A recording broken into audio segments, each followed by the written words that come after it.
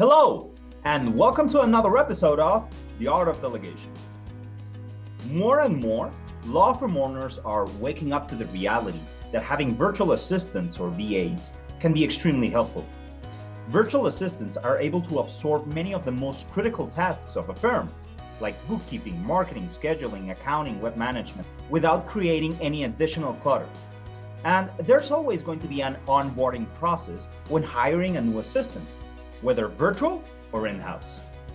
I'm Joe, and today you'll understand the reasons why onboarding your virtual team is so critical to your firm's success. Number one, all assistants need guidance. If you don't allocate resources to onboarding, there's no way that the potential of your virtual team can be maximized. By onboarding, we mean all the steps involved in learning your firm's culture, the rules, requirements, policies, expectations, and so on.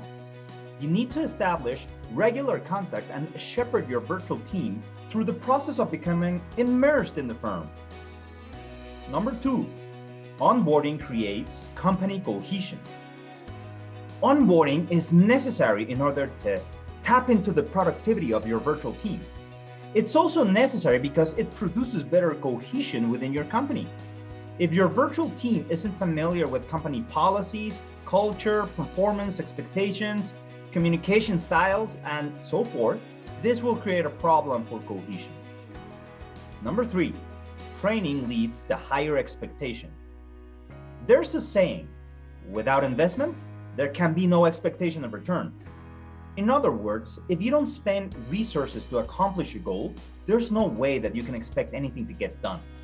The more you train your virtual team via the onboarding process, the greater the expectations you can place on them. These are just a few of the reasons why the onboarding process is so vital for your law firm. If you'd like to learn more, visit our website or let us know in the comments below. And don't forget to like, share, and follow us on all social media for more tips on the art of delegation. See you next time.